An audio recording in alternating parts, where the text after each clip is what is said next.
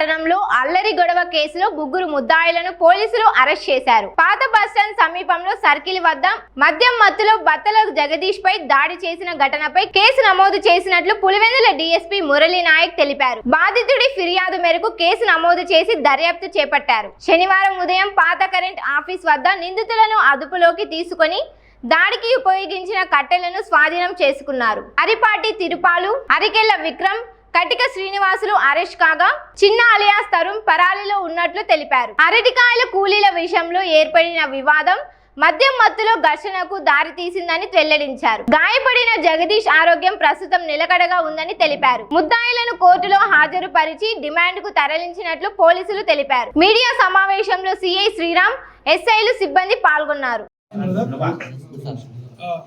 Good morning brother. ఈరోజు ఒక press meet పెట్టే ఉద్దేశం ఏమంటే పులివెందుల పాత బస్టాండ్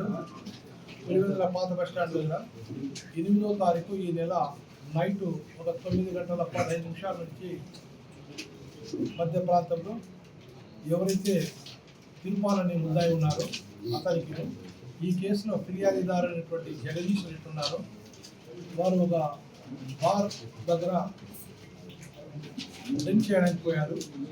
అర్లియర్ వీళ్ళకు ఒక 2 years బ్యాక్ ఒక స్మాల్ డిస్ప్యూట్స్ ఉంది. అదేంటంటే మన పులివెందులో అరటికాయ వ్యాపారం చాలా ఎక్కువ. ఆ అరటికాయ వ్యాపారస్తుల దగ్గర దానికి సంబంధించినటువంటి హమాలి అసోసియేషన్ ఫార్మేషన్ చేయాలని చెప్పి జగదీష్ అనేటువంటి ఉంటారు. అప్పుడు ఈ తిరుపాలు వాళ్ళ ఫ్రెండ్స్ అంతా దానికి అబ్జెక్షన్ చెప్తారు.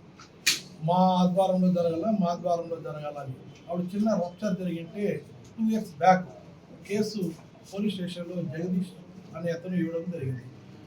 మరి ఏదో పెద్దలు ఏమైనటువంటి సమాజ నాయకులు పార్టిసిపేట్ చేయడం వల్ల ఆ కేసు వాళ్ళు కాంప్రమైజ్ అయ్యి జగదీష్ అనేటువంటి వ్యక్తి తను ఇచ్చినటువంటి ఫిర్యాదును బ్యాక్ తీసుకుంటాడు. దాని తర్వాత జగదీష్ను అట్ ద సేమ్ టైం ఎవరైతే తిరుపాలు ఉన్నారో ముద్దాయి వారు ఎక్కడా కలిసిందేం లేదు. మొన్న బార్ దగ్గర ఇక ఫ్యామిలీ విషయంగా గొడవ జగదీష్కు ఉంటే అతను డ్రింక్ చేయడానికి పోతాడు. అక్కడ తిరుపాలు తటస్థపడతాడు. వారిద్దరూ మాట అక్కడ అరుచుకోవడం జరుగుతుంది. దేర్ ఆఫ్టర్ పాత బస్టాండ్ ఆ బార్ నుంచి పాత బస్టాండ్ దగ్గర వచ్చేందుకు ఈ తిరుపాలు ఎవరైతే ఉన్నారో ప్రధానమైనటువంటి ముద్దాయి తన అసోసియేట్స్ ఈ మన కటిక శ్రీనివాసులని, అదే రకంగా రౌడీ షీటర్ అరిగెల విక్రమ్, ఇదే పులివెందుల పోలీస్ స్టేషన్లో రౌడీ షీటర్ 215, పరారీలో ఉన్నటువంటి ఇంకోటి చిన్న అనేటువంటి పెనుగొండ తరుణ్ అలియాస్ చిన్న, రౌడీ షీటర్ 241 అనేవారు, ఇంకా కొంతమంది వీళ్ళందరినీ పోగు చేసుకునేసి విచక్షణారహితంగా అతనిపై దాడి జరగడం జరిగింది. ఆల్ ఓవర్ బాడీ జగదీష్ గారికి దెబ్బలు తగలడం జరుగుతుంది. 3 దెబ్బలు తగలడం జరుగుతుంది. అదే రకంగా కింద పడేసి కూడా తగ్గడం జరిగింది. సబ్ ఇన్స్పెక్టర్ గారికి వెంటనే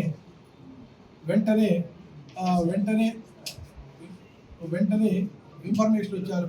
రష్ కావడం శ్రీరామ్ సిఏ గారు, మరి వాళ్ళ SIs Timothy and Madhusudan Reddy and staff Rakshak mobile పోవడం, జరగాల్సినటువంటి ఇన్సిడెంట్ పూర్తి స్థాయిగా జరగాల్సినటువంటి వాళ్ళు ఏదైతే అనుకున్నారో అది కానిపోకుండా భగ్నం చేయడము, అక్కడి నుంచి జగదీష్కు హాస్పిటల్కి పంపడం, బెటర్ ట్రీట్మెంట్ కోసం మన రిమ్స్ హాస్పిటల్ కడప కూడా తరలించడం జరిగింది. 9వ తారీఖు వచ్చి ఏదైతే జగదీష్ ఈ కేసులో ఏదైతే ఫిర్యాదుదారుడు ఉన్నాడో, ఇంజుర్డ్ ఉన్నారో వారి కేసు నమోదు చేయడం జరిగింది. ఆ కేసు 307 అటెంప్ట్ మర్డర్ కింద వారి పైన నమోదు చేయడం జరిగింది. ఈరోజు ఉదయం CI Srinivas, Sriram and SI వీళ్ళంతా కలిసి కరెంటు పాత ఆఫీస్ దగ్గర అరెస్ట్ చేయడం జరిగింది. ముగ్గురిని, తిరుపాలకు, కటిక శ్రీనివాసుకు, అదే రకంగా ఎవరైతే రౌడీ షీటర్ ఉన్నారో విక్రమ్ను కూడా అదుపులో తీసుకొని జరిగింది. ఈరోజు వారిని రిమాండ్ కూడా పంపడం జరుగుతుంది. ఇంకా ఎవరైతే చిన్న అలియాస్ తరుణ్ అనేటువంటి వాళ్ళు ఉన్నారో వారు పరారీలో ఉన్నారు. వారిని కూడా అరెస్ట్ చేసి కోర్టులో ప్రవేశపెట్టనుంది.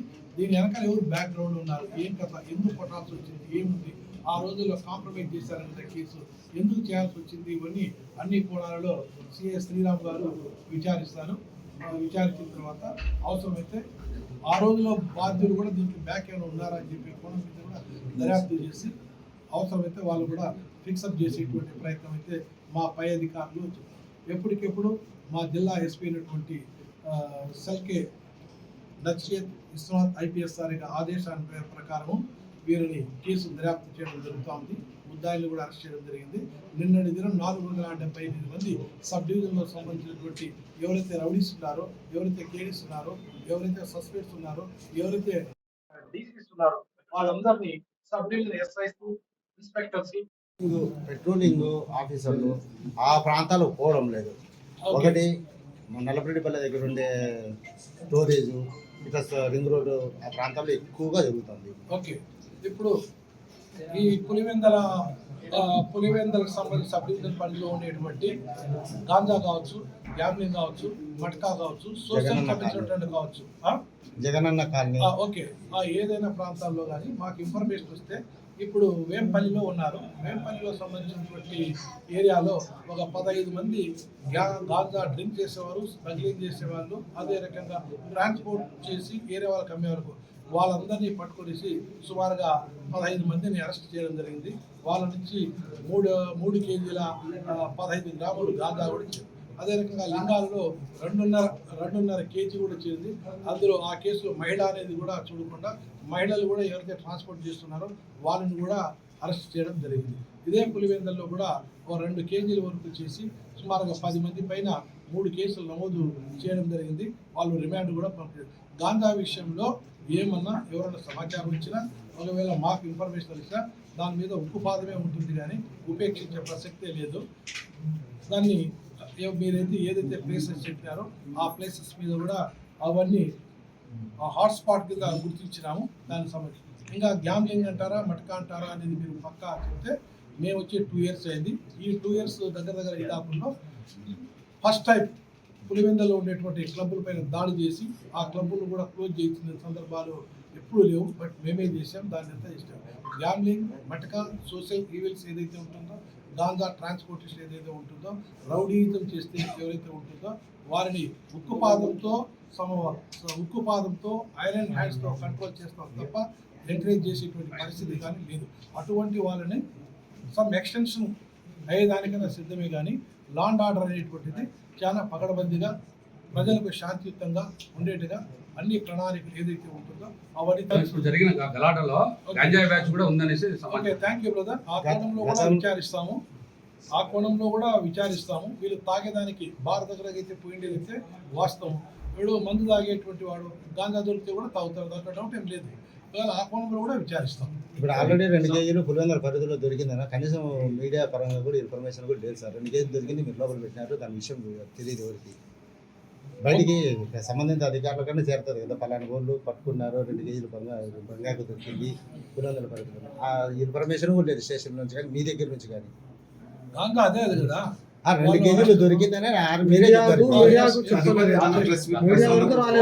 ఇన్ఫర్మేషన్ ఎందుకు లేదో ఏం లేదో ఇప్పుడు గతంలో ఉన్నటువంటి సిఐ గారు ఏ సందర్భంలో ఆయన పెట్టారో పెట్టలేదో తెలియదు. మేము కూడా ఏదో కేసులు ఉండడం వల్ల హాజరుగా లేకపోతే సిఐ గారికి అయితే మీరు ప్రెస్ మీట్ ఇవ్వండి అని చెప్పాము.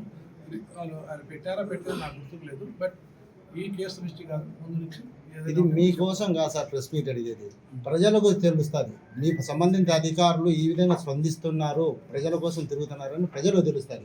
మీరు ప్రెస్ మీట్ పెట్టకుండా ఏమీ లేకుండా మటుకు ఎవరికి తెలియదు, మీరు ఏం చేసి కూడా ఎవరికి తెలియకుండా. పోలీసు ఏం చేస్తున్నారు?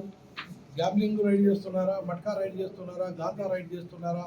ఇట్లా హై హ్యాండెడ్ ఫెలోస్ కొద్దిగా ఎవరైతే బ్యాక్ ఉన్నారో ఇంత విచక్షణారహితంగా ఒక జగదీష్ దత్తని కొట్టడం తప్పు. ఇవన్నీ ప్రజలకు తెలియాల్సినటువంటి అవసరం.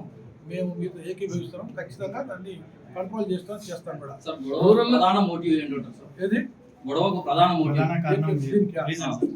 రీజన్ వచ్చేది ఫార్మేషన్ ఆఫ్ ఇది ఏదో బనానా సంబంధించినటువంటి మార్కెట్ ఉన్నాయి కదా, అక్కడ హమాలీస్ సంబంధించినటువంటి ఆర్బిఎస్ ఫామ్ చేయాలనేది ఈ జగదీష్ సంబంధించినటువంటి మోటివ్.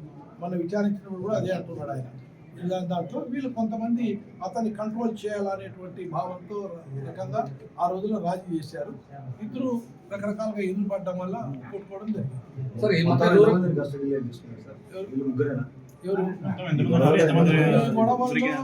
ఈ గొడవల్లో మొత్తం అది చెప్తున్నాను కదా, అది పబ్లిక్ ప్లేస్ లో జరిగింది. మేము ఏదైతే ఉందో కంప్లైంట్ ఫిర్యాదు చేసిన దాని ప్రకారం ఇంకా కొంతమంది ఐడెంటిఫై చేయాలా, వీళ్ళు ముగ్గురిని ఐడెంటిఫై చేయాలా. చిన్న అనే అతను పరాడిలో ఉన్నాడు, అతన్ని కూడా కంపల్సరీగా అరెస్ట్ చేసి మీ మీడియా ముందునే ఆధారపరిచి కొట్టుకుంటాం. సార్ చిన్న ఇంకా రూరల్లో ఈ మధ్య కాలంలో గ్యామ్లింగ్ ఎక్కువైపోయింది కదా సార్. ఇది రూరల్లో ఈ మధ్య కాలంలో గ్యామ్లింగ్ ఎక్కువైంది. ఇప్పుడు ఆఫీసర్లు కూడా పోయి రిటర్న్ వచ్చినారు. ఒకటి చెప్తా, గ్యాంబ్లింగ్ అనేటువంటిది, ఈ గ్యాంబ్లింగ్ అనేటువంటిది రూరల్ లిమిట్స్నా, అర్బన్ లిమిట్సా, ఆర్కే వ్యాలీ లిమిట్సా, వేంపల్లిలా అనేది కాదు. మన ఏరియాలో కట్టుదిట్టమైనటువంటి చర్యలు తీసుకుంటున్నా కూడా ఆడుతాండేటువంటి మాట వాస్తవం. దాంట్లో ఏం లేదు, దాన్ని దాచిపెట్టుకోవాల్సినటువంటి అవసరం లేదు. ఏ ఆఫీసర్ కానీ, ఏ కానిస్టేబుల్ కానీ, ఎవరికి కానీ ఏం సంబంధం లేవు. కంటికి దొరికినట్లే మనం అరెస్ట్ చేస్తున్నాము. వారి మీద కూడా గట్టిగా మనం ఎంఆర్ఓ కోర్టు కూడా బౌండర్ చేసినాము.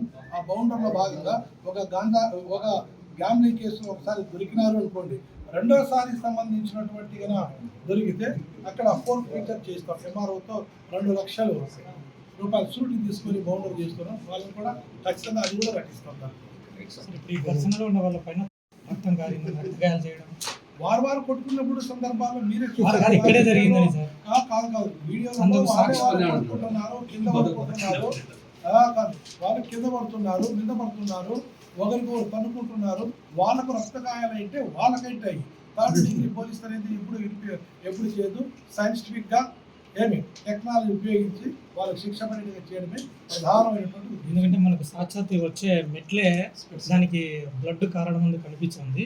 దాన్ని బట్టి చూస్తే ఇక్కడ డిగ్రీ ప్రయోగించినట్టు కాదు. మొన్న మీరే చూసారు, వీడియో మీకు డిస్ప్లే చేసేనా, మీరు చూస్తే మీరు అట్లాంటి ఎప్పుడు చేయరు కదా సార్. డిస్ప్లే చేస్తా, వాళ్ళు ఏ రకంగా దౌర్జన్యం చేసింది, ఏ రకంగా పోతుండేది మేమే చేసి మీకు పెట్టాలి. మీరు మాత్రం మాకేం ఇన్ఫర్మేషన్ ఇవ్వరు, మేమే కనుక్కొని మేమే పెట్టాల్సింది వచ్చామని చెప్పి. ఒకవేళ ఎవరు స్టేషన్ అడిగిన ఇన్ఫర్మేషన్ ప్రతి దాంట్లో సంబంధించినటువంటి షాపుల దగ్గర వీడియోలో ఏది మన సీసీ ఫుటేజ్లు ఉన్నాయి. పోలీస్ సీసీ ఫుటేజెస్ కూడా కొన్ని ఉన్నాయి. వాళ్ళు ఎట్లా రాజమౌళి సినిమాలో ఫైటింగ్ ఎట్లుంటుందో